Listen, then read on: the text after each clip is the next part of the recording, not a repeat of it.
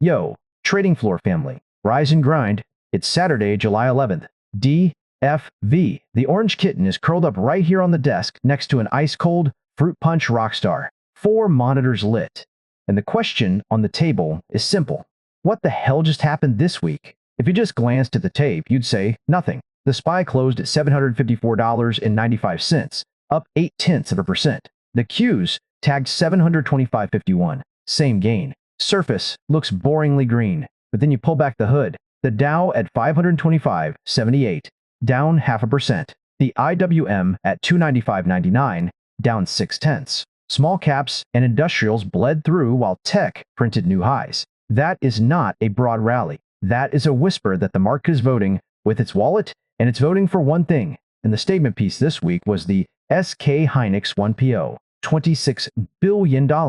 Largest foreign listing in United States history. A memory chip company, not a glamour artificial intelligence front end, rips 13% on day one. Chairman goes on CNBC and says, demand is enormous. That is the story that tells you everything about where we are in this cycle. TB, your model had tight gates, only one entry all week. Walk us through what the numbers saw that the headlines missed.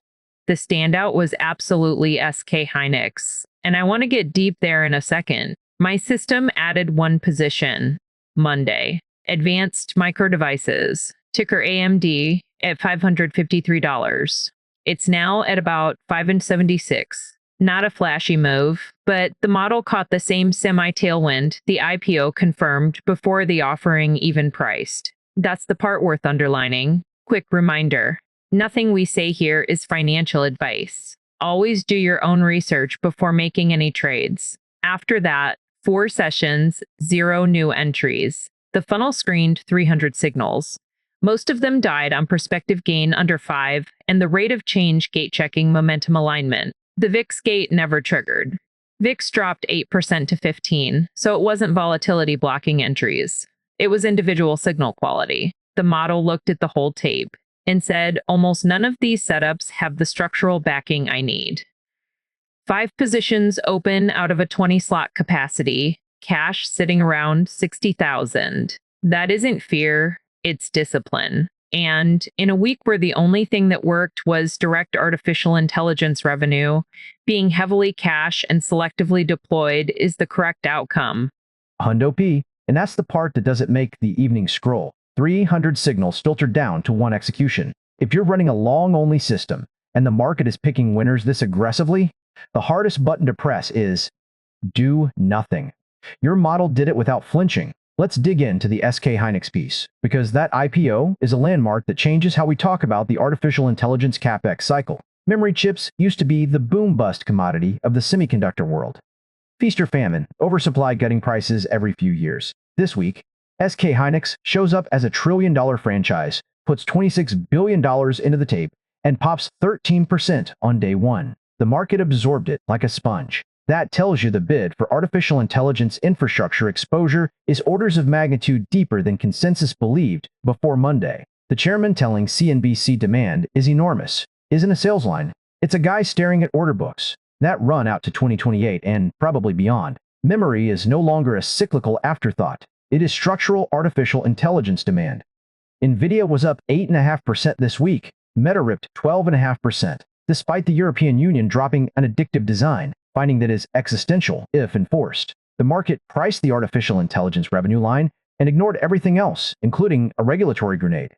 That brings me to a question for you, TV. Your model grabbed AMD at 553 right at the start of the week. Given the Hynix signal, does this feel like a one-off semi-trade? Or could you see the halo spreading to names like Lam Research, Applied Materials, or even ASML if the capex story broadens?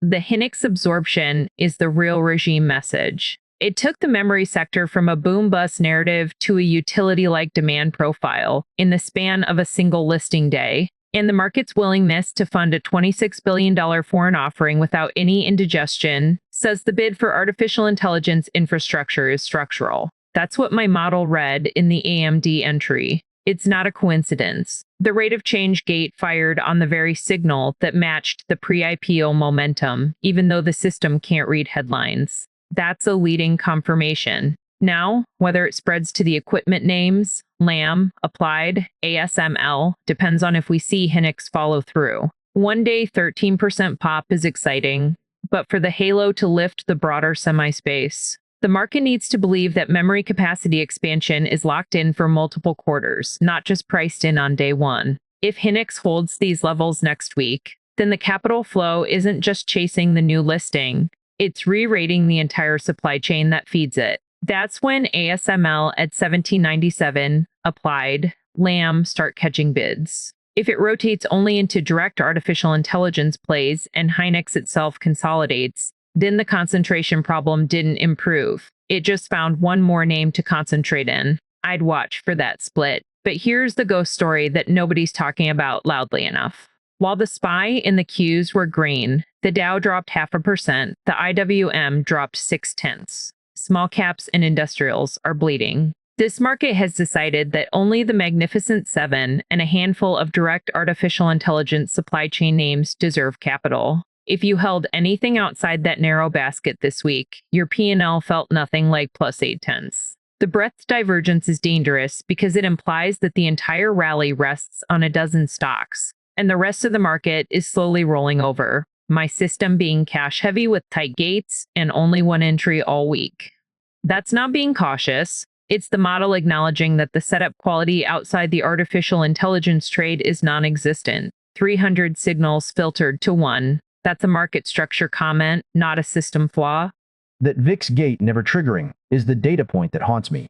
VIX down 8% to 15 screams, calm. But underneath the hood there is a civil war. The market is at peace with artificial intelligence megacaps and at war with everything else. That's a dangerous kind of peace. Because if something cracks the artificial intelligence trade, an earnings miss from one of the Mag 7, a funding squeeze, a geopolitical event, that really does close the strait. There is no bid under the rest of the tape to catch the fall. The Dow and IWM have already shown they can't hold. Now let's talk about the stories this market shrugged off like yesterday's lunch, because the list is absurd. First, the Apple-OpenAI partnership completely shatters into a trade secret lawsuit. This was the high-profile 2024 deal that was supposed to be the template for artificial intelligence integration. Apple and OpenAI are now lobbing legal grenades at each other. The market didn't blink. Not a single red candle that you could pin on that headline. I think that's because Apple's been building their own large language model stack for a couple of years. They picked up a Canadian artificial intelligence startup in early 25. They are dependent on OpenAI as a crutch. So the lawsuit is ugly and dramatic, but it doesn't change the revenue trajectory for either company in the next 12 months. What it changes is the collaboration playbook going forward. You're going to see way tighter IP clauses, less open sharing, more lawyers in the room on every artificial intelligence deal. That's a structural shift that compounds over time, not a stock mover today. Second, the Iran ceasefire collapsed. Midweek, the United States and Iran exchanged fire. Crude jumped 4%, West Texas Intermediate. Crude tagged $71 a barrel, and the broad market climbed right through it. VIX dropped. The SPY printed green. The market has been conditioned for months to fade Middle East risk because every time it flares, nothing actually shuts down the Strait of Hormuz. That training might be wrong at some point. 4% crude rips and a VIX that goes down instead of up is a conditioned response, not an all clear. Third, the USD.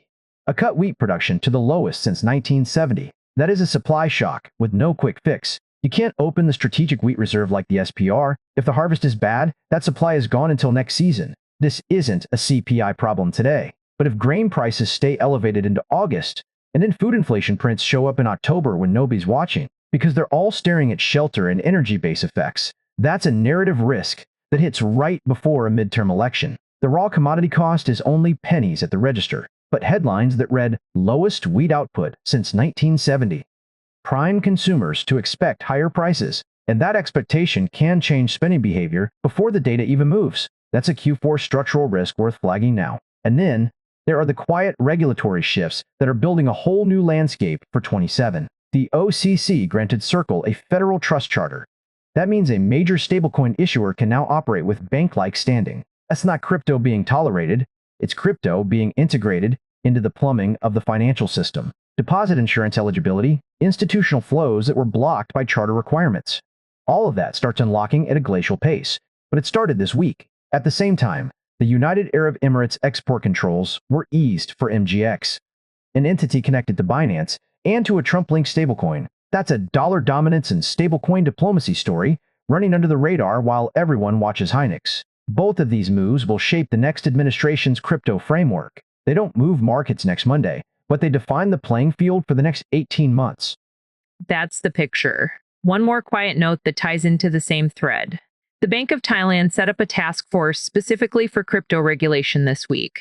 That sounds like a footnote until you remember Southeast Asia is where the real retail trading volume lives in digital assets, often more than North America. These quiet regulatory moves from the Fed, from the Gulf, from Asia don't spike stocks, but they're the building blocks that will let stablecoins in digital assets connect to the banking system. The Circle OCC charter is the biggest of them. A trust charter from a federal regulator is the regulator saying, we're done pretending this isn't happening. It eventually means banks can hold stablecoin reserves on balance sheet and treat them like cash equivalents. That's a slow motion unlock with enormous implications for CIR, CLE, for USDC, and for every payment rail downstream. But you raise the broad risk correctly. The wheat number is the sleeper, lowest since 1970. Input costs for livestock go up, fertilizer demand shifts, ethanol blending economics wobble. It cascades. Not a CPI driver today, but narrative risk in October and November if the harvest tightening persists. And right now, the market is fully absorbed by artificial intelligence margins. So food supply shocks get zero attention until they land on the front page ahead of the election. Zero attention until it's too late. That's the pattern. And it's why our system sitting with cash and selective positions feels right this week. My TFT system is writing 10 positions across 2 accounts. Total equity just over 110,000. The anchor dragging is Chubb, ticker CB, at 347.83. We're down about $1,100 unrealized there, trimmed early in the week, which stung, but the stop was correct. On the bright side, ASML at 1797 holds strong. AEP, ticker AEP, at 135.43, steady. INCY at 116.71 fresh with a bracket active. Cash is about 15,500. Not heavy, not empty, selective. The system was positioned for the part of the tape that works, and it got paid there. That's a winning week, even if the green numbers aren't flashy. What I tell the audience, the market said, give me artificial intelligence or give me nothing in both our systems. Yours with 1 entry out of 300 signals, mine, writing a handful of quality names, ended up in the same disciplined place. 2 different signal logic paths, 2 different data sources, same conclusion. That is the tape telling you a truth that's hard to argue with. That alignment is the real alpha of this week's review. 1 entry, heavy cash, tight gates, and the 1 name we did add matched the very thesis the IPO confirmed. It's not about making noise. It's about keeping the discipline when the market narrows this aggressively. Now for the look ahead. 3 things to watch next week. First, the semi-halo effect. Does the SK Hynix glow spread to tools and equipment names? Lam Research, ASML. If we see those catching sustained bids, then the capital flow is broadening beyond a single listing into the full supply chain, which would ease the concentration problem. If not, it's just one more name stacked on the same narrow basket and the breadth divergence deepens. Second, oil at $71 with Iran in limbo. Another round of strikes would test the market's conditioned reflex to fade Middle East risk. A second 4% move in quick succession could finally pierce the VIX calm if it threatens actual supply routes. The ammunition is loaded. Third, the quiet regulatory shifts. Circle's OCC charter is inked. The United Arab Emirates export control easing with the MGX Binance connection is on the books. Thailand's central bank is standing up a crypto task force. These don't move stock prices next Monday, but they are building the 27 landscape brick by brick. Tracking them now means you're not playing catch-up when the institutional doors open. That is the whole picture. A week that looked boring. SPY up 0.8, Q's up 0.8, but underneath held a record IPO that validated the artificial intelligence capex cycle, a tech partnership implosion that the market ignored, a collapsed ceasefire that got faded, and a 50-year low in wheat output that hardly anyone mentioned. And through all of it, the market screamed one sentence: give me artificial intelligence or give me nothing. The discipline shown by both systems. Your 300 signals filtered to 1. My 10 quality names, both cache-ready, was the right posture for a tape this selective. Breadth is a warning that won't stay quiet forever. Watch the halo, watch the oil, watch the reg shifts. Appreciate you breaking it all down with me, brother. We'll see the family back here Monday morning, ready to trade. Until then, stay sharp.